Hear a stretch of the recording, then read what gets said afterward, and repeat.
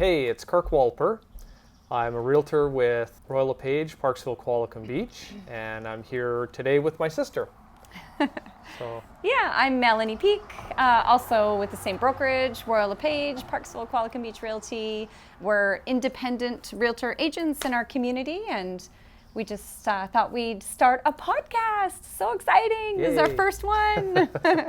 All right, so we're going to go through a few questions, and I think what people are most interested in is what's happening today in the market. So I have some questions for you, Melanie, and then you can direct it back to me as well. But Yes. So the first thing right now I thought, which will address a few things, is what challenges do you see buyers facing today in this market? Yeah, so as we know, the market was quite bananas in 2020, 2021.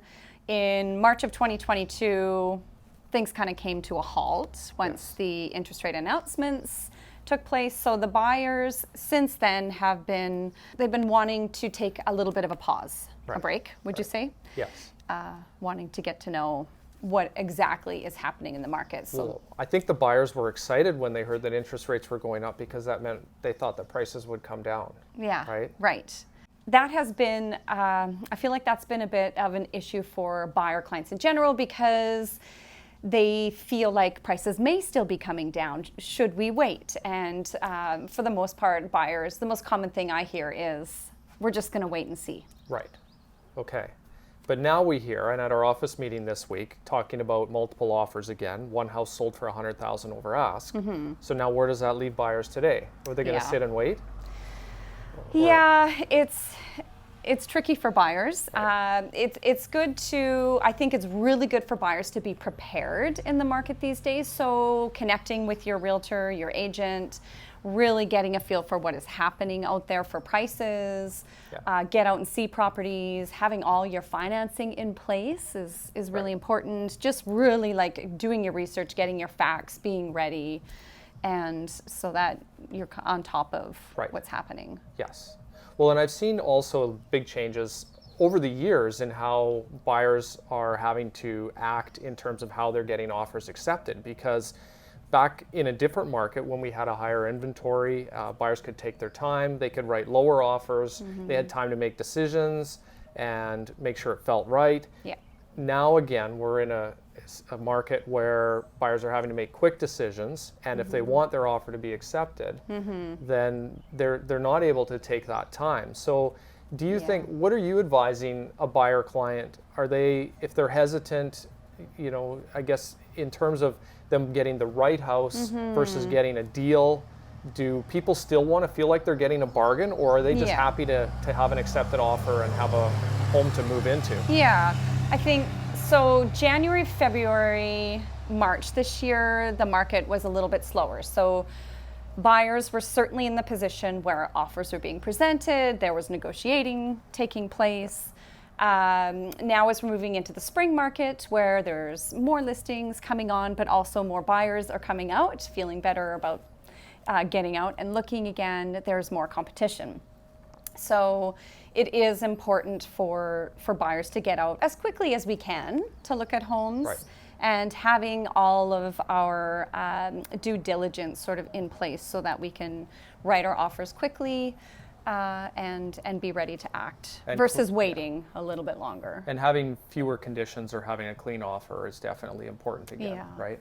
Okay. Yeah, exactly. But still, it has been really nice for buyer clients that we are still writing offers with subjects, which is great for buyers to be able to do that, feel better, do their due diligence, have the time on their side. Right. Okay. Well, good. Well, let's shift gears a little bit. Let's switch to sellers now. We've talked about buyers. So what kind of challenges are sellers facing right now? Yeah, so on the selling side, it's hard for sellers as well because we've come from this insane market where, multiple offers are taking place to now there are listings that are taking longer to sell. They're just generally speaking staying on the market for longer. So again, really important to have everything sort of in place up front. So that's getting your house ready for staging, decluttering, tidy. Tidy's a big one when buyers are coming through. Well, How about you? Yeah, well, I find it's very confusing for sellers right now because they are also hearing about multiple offers Yeah. as we are. Yeah. And sometimes we list a property and it looks like it's at the right price and it's prepared and it sits there. And so they're frustrated. They're wondering Yeah. why theirs isn't selling or why they didn't get multiple offers. So it's kind of, there's two markets happening at the same time, it seems, at sometimes. And you see some properties that come on that almost look like they're underpriced, and some of those get multiple offers, some of those don't. Or I've also noticed that homes that need a bit more work are sitting longer. Right. That buyers, the turnkey, neat, clean, tidy, turnkey, ready to go, those homes seem to be attracting the most attention, right? Yeah, and especially homes that are priced in that nice range of like 500,000 all the way up, even up to $1 million. That's a range where a lot of our buyer clients who are moving here are making some transitions. It's a more popular price range. So that is where we're seeing more multiples, if you will, versus the higher priced over $1 million sellers can be prepared to maybe wait a little longer with higher priced. So let's talk kind of, practically speaking, scenario where we're working with a client, writing an offer, or even an example of something that you've seen lately where you've had a buyer and maybe they were in multiple offers. What kind of strategies are you seeing work in terms of getting that buyer the house, getting that offer accepted? Yeah, so I always like to phone the listing agent of the properties, just see what I can learn, see what's really important for the sellers on the other side. Maybe dates are important to them. Maybe it's a quick possession date, or so finding out those sort of details that will help you write your offer in the most positive way possible. And as far as subjects go, just making sure that the buyers are writing offers with the exact subjects that need to get them through their due diligence timing. Okay. And just working with the other side. And yeah, I think it's important to know who you're presenting to. If you're representing a buyer, to know a little bit about the seller or the seller's agent. I know I actually saw a reel yesterday from Barbara Corcoran of Shark Tank. Yeah. And she was saying, she's in the market for a home and she was likely going to be in a competing offer scenario. And her recommendation was to write a letter to the seller. Now, I've seen it go both ways with those letters. What's your experience? Are you advising? Is that something you say is a must, or when does it work? When does it not? It's definitely something that I discuss with buyer clients, that it's an option to write what we call love letters. It just gives a little bit of background. It doesn't have to be long, a couple of sentences, just a little, this is who we are, this is what we love about your home, this is why we would fit nicely into your property. Yeah. And on the flip side of that, when I'm sitting with sellers, it depends on the personality of the sellers quite often. So if they're really analytical, perhaps their goal of the sale is specifically like its price, and it's what are they netting in the at the end of the day. Whereas other times sellers are like emotional, and so those love letters really they pull at the heartstrings, and they can sometimes be an indicator for... Yeah, correct. And I've seen too, when two offers are quite similar and one has a letter and more details about the people, then the sellers may be more likely to deal with that. I know I had one recently where I was representing a buyer and we were in multiple offers, and my understanding was the offers were quite close. We knew the seller had a dog and the buyers had a dog as well. And so we just presented that information, and that was one of the reasons why the seller chose to work with our offer. Now the other buyers could have had a dog too, but they didn't say they did. So there's little things that make a difference. But I know sitting on the other side with sellers, the letter doesn't mean anything if the price isn't good. Yes. So very true. That's interesting. But we are seeing that again. So I thought we would just touch on that as well. So when it comes to the current market, what we're seeing, what we're working with, and I know I had an example recently with sellers because of the seller's expectation of what they're hearing about multiple offers and the market's hot, the inventory is low, and how that relates back. And recently working with some sellers that when offers were coming in, if the offer wasn't full price or close to it, they were just wanting to flat out reject that. And so because they thought that they should be getting that higher offer. Now, my experience has been over the years that sometimes regardless of where that buyer starts with their offer. It's really where they end up. Yeah. And everybody's different, but sometimes people have this, it's like it's in their DNA to just start low, no matter what you tell them, right? So, and I've learned that a lot of times the writing of the offer, and especially when it's not competing offers, just to have an offer to work with as a seller, even though that initial offer may not be what you're looking for or may not be even close to the price. Go back with something, right? Put the ball back into the buyer's court. So counter offer, see if you can close that gap. That's always been, it was something that was told to me very early on when I got into real estate, is always go back with something. Right. And because if you can keep the ball rolling, then sometimes it comes together. That's because right. even buyers, sometimes they're nervous, right? They're extra cautious. They like the property enough that they want to write an offer, but they're still processing all the information, right? Yeah. Have you had similar experience? Yeah.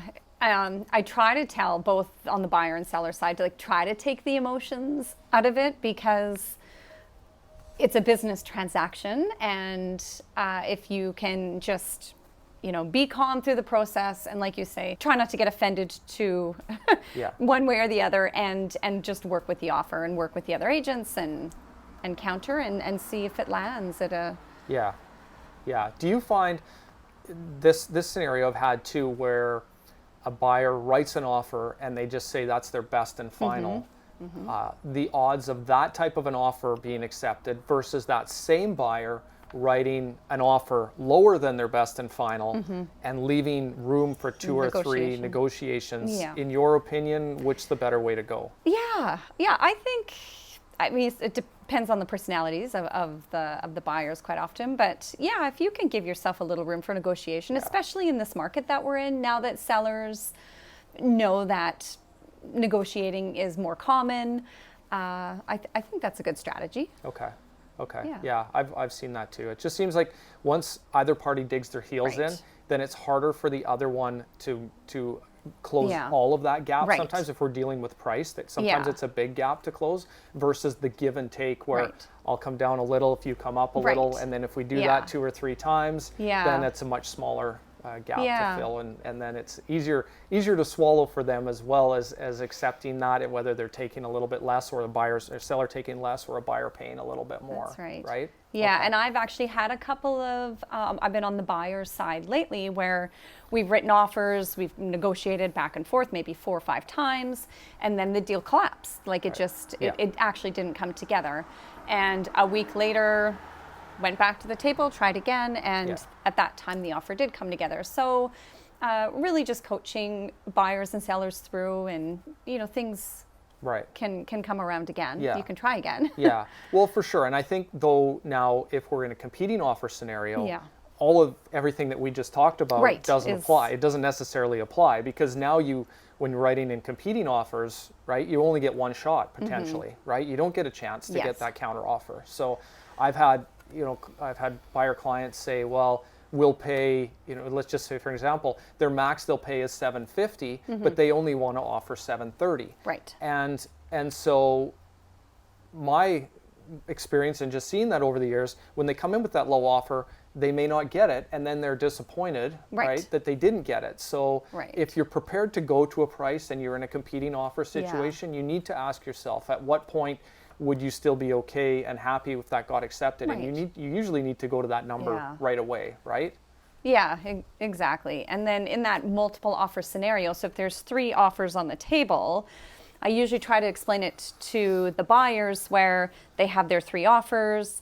The sellers can choose any one of the 3 to work with, or they could say, these buyers had a fair chance to write their best, and I'm just going to choose one. And it totally depends on the personality or the whatever's happening on the seller side. And also the experience of that listing agent that's sitting there with the sellers, because if the listing agent on that property isn't as experienced, they're not going to know all of the options that they have available to them. For example, I've seen it where the sellers have a good offer in hand, and they'll go counter offer the second best offer at a way higher price and test the water to see where that goes. So and that's an experience thing. So you don't know who you're dealing with and what you're dealing with.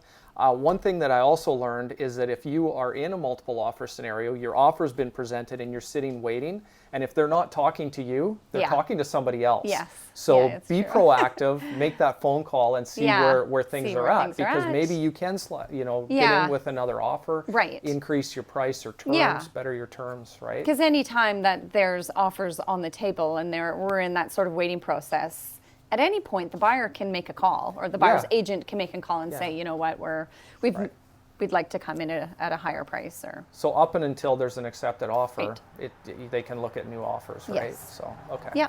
I think we've gone through that, which is excellent information for people, and I think it's just nice for us to talk things through as well.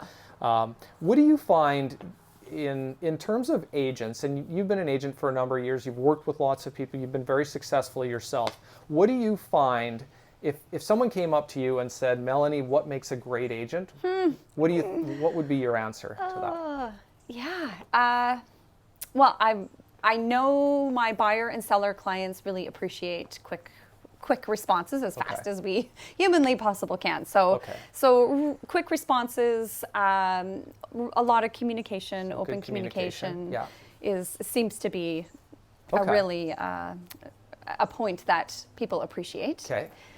And just being on top of things. You know, I'm a super multitasker, organized kind of person. So when I have an accepted offer in place, just like having all my dates, like having everything organized, so help your buyers and sellers all the way through the process. And just going back to communication, what do you find what are you using most when you're dealing with your clients? So are you texting? Are you phoning them? Are you emailing them? What do you I know, because it's changed, right? So what do you what's the best form of communication today that you find? Right. So email is good. For agents, email is great because it's a way for us to keep track of things, file it, set it in our calendar. So for me, that's an amazing way to communicate with my clients. Quite often I will ask my buyers or sellers, what is the preferred method? Right. Perhaps they work during the day and they don't want to be bothered with a phone call, and text messaging is better. So just asking the buyers and sellers up front what the preference is. And but a lot of texting, obviously. Right.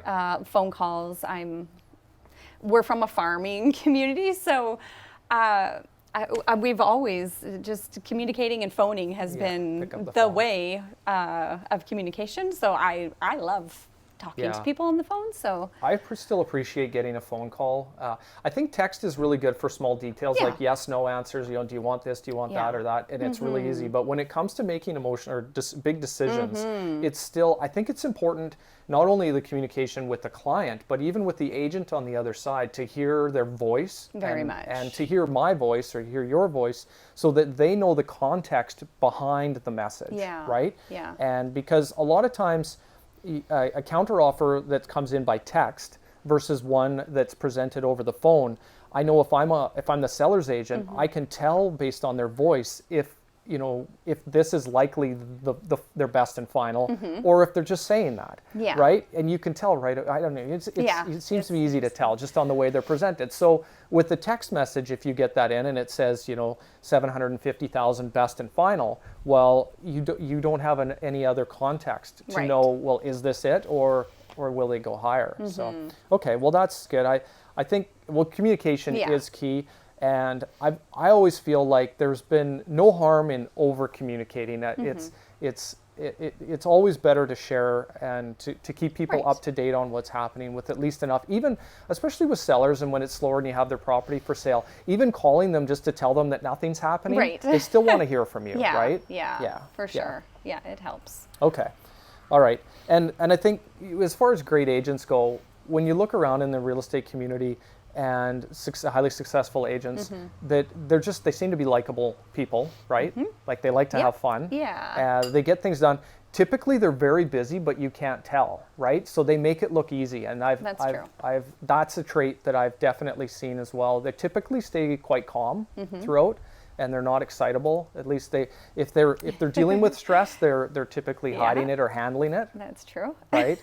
And the versatility of being able to adapt to their client rather than trying to get the client to adapt to them. I think that's a super important trait, because I've often met with people, and whether it's in other communities where they've dealt with an agent and they just say like they just felt like it was combative the whole time, versus the opposite of that. I've had people say at the same time, it was just so easy. She was so easy to talk to, right? And they just felt very comfortable, and they didn't know why. But that's, Right. I think, a big part of being successful in this business. Yeah, and really listening. I think listening to your clients is super important. Listening, making notes, and I love, that's my favorite part of the job, is getting to know my clients and like what's important to them, what matters the most, and then going through and making sure that they're happy in the end. Okay, awesome. All right, we're going to shift gears a little bit now, and whether this relates to business or personal, do you have any new apps, let's say, on the technology side? Anything that's making your life better, or that you're using right now that you just think is awesome? Yes, so I love anything digital and tech. And so my background, before I was in real estate, I worked for an internet company for 15 years. So I just have that ingrained in me. Yeah. And what's most recent is the Chat GPT. So it's openai.com is the website itself. Okay. So it's free.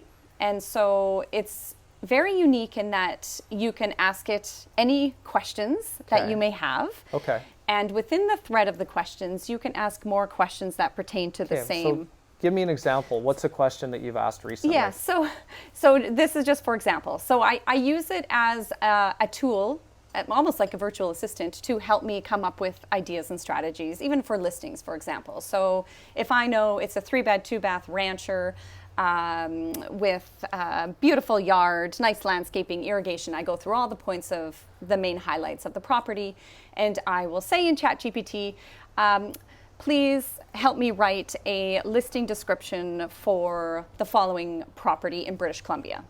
Enter. So, and it'll say, here's your description, and it gives it all out. So I will just use that as a base point. Right. By no means should you ever be copying word for word what comes from there. Right. But you can use it as a strategy to help you come up with ideas and concepts. And maybe there's a new word in there that you may not have. So it's adding value to your business then? Very much. For sure. Yes. Well, that's interesting. Okay. Yeah.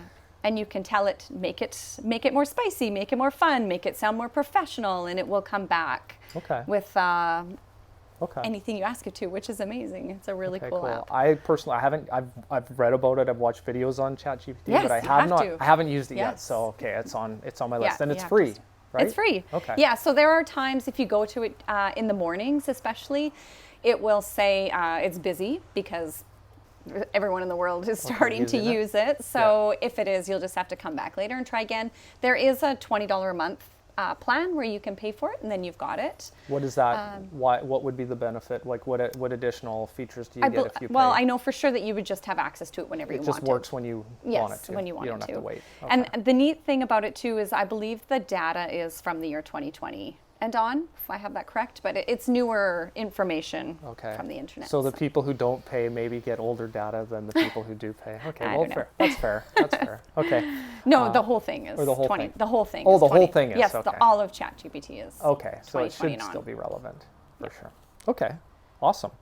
I know for myself, an app that I use, it's not business related. It's called, I'm stiff. Like physically, I have a lot of stiffness and I can't touch my toes, and so I'm not very flexible. And I came across this app called Pliability. Oh. And it's stretching, and it's kind of, I guess it's yoga. It's a combination of yoga stretching. And so every day, it gives you a stretch program, so it's between 20 and 45 minutes per day. Wow! And I just turn on the app, and it's Monday's workout is there, and I just hit it. So, cool. So that's one. It's called Pliability. Can you touch your toes now? No, I still can't. Okay, let's show me now, and then in like a month I'll. Well, see. Okay, well I'm much closer because I can get halfway down my legs. Before I was here. Yeah, but I'm now up there. So it's better. Okay, I need to try this because I cannot touch my toes either. Okay, and all right, any recent purchases that you've made that are that's awesome? Anything that you've bought recently that's made your life better? You go first. Okay. Well, I haven't. The biggest thing that always comes to my mind is my AirPods, Apple AirPods, and I don't know what I did before I had them. Right. I use them all the time. I use them when I'm on my phone, But so it's just a convenience, and yeah, I love my Apple AirPods. If you don't have any, you Right. should get some for sure. Cool. Yeah. I got one of those ring things, you know, like for above a camera. Oh, okay, for doing video. Yeah, for doing That works videos. good. And it can, if you're in a darker room, it can create some nice lighting. So I've been liking that feature. Okay. Yeah. Okay, good. And as a realtor, we'll end with this, the last question. So, anything come to, and I have a story that I'll tell, but any embarrassing moments on the job Jeez. that you've had come up? Okay, I have not thought about this. You have to go. 'cause Okay, I I'll give can't- mine I don't first. know. Okay, this happened a couple years ago. So I had two clients that I was working with, one named Diana and one named Deanna. Okay, so I get a phone call one day from Deanna. Deanna called me. I thought it was Diana. So Deanna calls me, says, "Hey, we'd like you to come over, give us an update on the value of our house. If you can do up a CMA, that'd be great. We're ready, to get the ball rolling, right?" So I've set the appointment. It was like for Thursday at 2:00. So, anyways, what happens? I go to the wrong house. So I go to Diana's house with my full CMA. I get out, go ring the doorbell. Very nice. Your Heard- CMA is for the right property. Yeah, for their property, Yeah. right? So I get there. They welcome me in. They don't say anything like they weren't expecting me. They welcome me in. They have cookies and drinks. So I'm thinking, oh, okay, like nothing Yeah. out of the ordinary here. I go through the whole, my whole CMA presentation. Oh my gosh. And they're super impressed. They're really happy with what I've done for them. And anyways, so it goes well. I finish up, I leave, I get back in my vehicle, and I have a voicemail. And so the voicemail is Deanna saying, "I thought we had an appointment today at 2:00. Oh my gosh. Where are you?" Right? Well, long story short Oh, no. is I didn't get the listing with Deanna, unfortunately, because I missed the appointment. But I did with Diana, and my gosh. So I called them back later and explained what had said, "I have a happened. story." And they were just like, "Well, we were just super impressed that you were really on the ball and cared so much about us." So it was a little bit embarrassing, but I mean, it worked out in the end. But jeez. that was a funny story that happened to me. Oh my gosh. Okay, I need to think about this, and I'll talk about it the next time. Okay, okay. Next time you can share your embarrassing story. Okay, that sounds good. All right. Okay. Well, that's it for today. So thank Yeah. you, Melanie. I appreciate it. And yeah, That was fun. keep killing it out there. Aw. And we'll talk again soon. Yeah, thanks for watching. Bye.